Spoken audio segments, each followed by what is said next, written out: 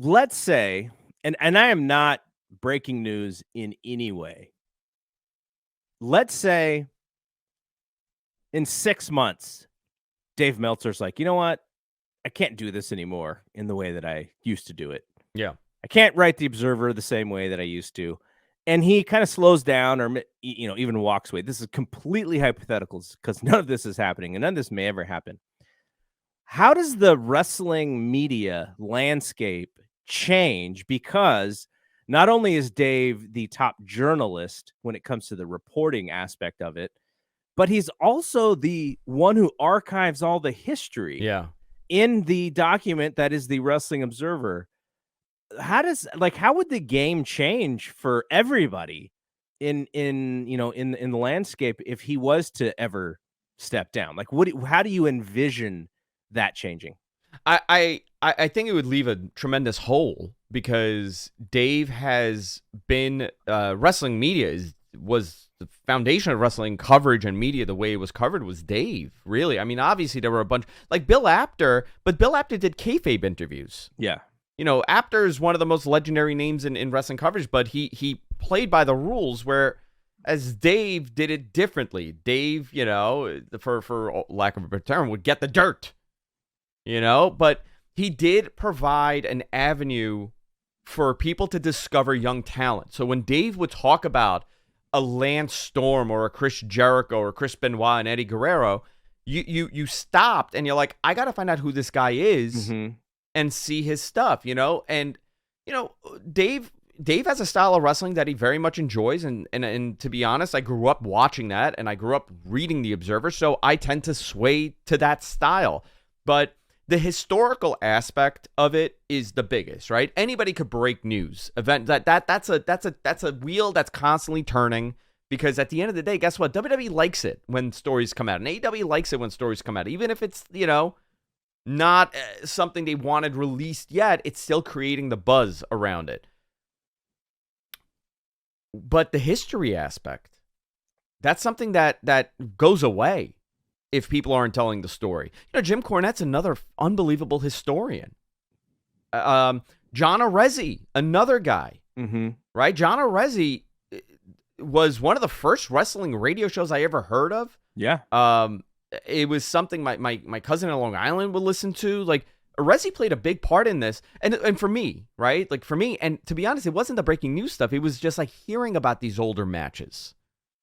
My first memory of Dave listening to the show was Tom Zink. I would have no concept of Tom Zink, really, because he was in the early 90s when I wasn't watching WCW. So I think there would definitely be a hole in there. There are people that will fill in the breaking news aspect, but really, the name Observer carries tremendous weight in wrestling, and that's why I'm proud to be here on this website. I know that you feel the same way. Dave and Brian have done an unbelievable job. They really paved the road for me to get involved in radio. Yeah. If it wasn't for Dave Meltzer, Howard Stern, and Dave and Brian, I'll both give them credit, right? Dave and Brian, live audio wrestling from the late 90s on. Mm-hmm. Howard Stern and Leo Laporte. That is my influence in what I am doing today. Even in my day job. That is my influence. That some aspect of this influenced me. So there would be a hole. Absolutely. The historical aspect, yeah, we're in a, everything is readily available, but, going back and seeing what happened then, where Dave's covering, you know how many times I've listened to the last day of WCW, that IATA clip? It's archived somewhere. The final days of WCW, I've done house projects multiple times that I've started playing it from the Greed pay-per-view, which was March 18th on to the sale and the emotion of people calling in and thinking it's a work and it's not real. And Dave saying the business is changing. The other one is the Benoit one that I have very difficulty, but I remember listening to that and, goosebumps right now because it brings you to a key moment in the history of the industry, and things changed. That was the fork in the road. WCW selling, Chris Benoit, those were all forks in the road. Somebody could take Dave's writing on the Chris Benoit situation and turn that into a crazy true crime podcast. Yeah. Because the detail, and I remember reading those issues and thinking like, I mean, you turn a light on in here. This is getting creepy.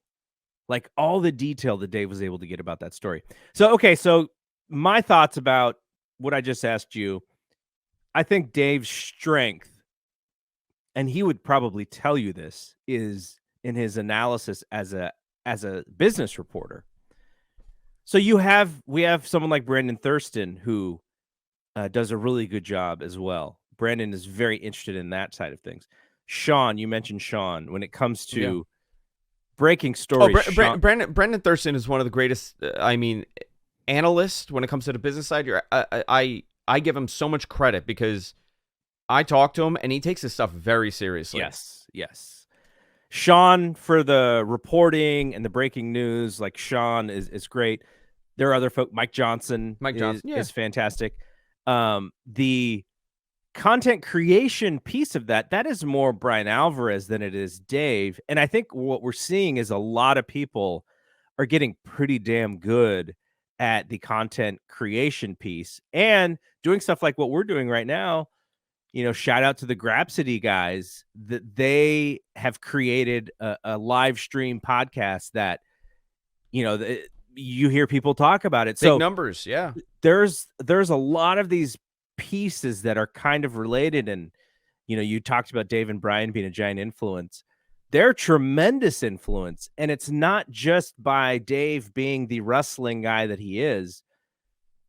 I know, One Wrestling and then, you know, PWI, those guys actually had a version of a podcast before I heard Brian do a version of a podcast. Now, Brian and Dave, like you said, were on IATA, so that kind of changed the game there. But those guys did stuff. But, you know, Brian turned the let me turn on my microphone and talk to this invisible audience into a business. And I will always be so impressed with his ability to do that. Him and Tony Leader sort of saw this before most people. But there are other things coming out. Like you see, I see a lot of people really enjoying Nick Hausman's new website. And, you know, Nick was all over the WWE press conference, right? Asking the questions about, you know, about the sale and stuff. And, you know, you give him credit because, and I had this discussion in my Discord actually of, you know, the expectation is that from some people, from some people who watch this stuff, the expectation is that everybody who's in a press conference needs to ask these like really hard questions and stuff. And I was like, no, if you are on a beat and if you have you're writing about something or if you're covering something in some way, yeah, you should ask hard questions in these kayfabe press conferences. But if you're just a content creator, and you're trying to get interviews and that's how you build your business, you don't have to ask a crazy hard question and risk getting kicked out of a press conference or whatever, you know? So that whole thing is fascinating to me. Pro wrestling is so weird because it's not real and you get the fluff that, but that's part of what they want from you. That's part of why you're there. That's part of why you got the credential is because you're smart, but you're also smart enough to not ask Tony Khan 7 times in a row, you know, when CM Punk is coming back.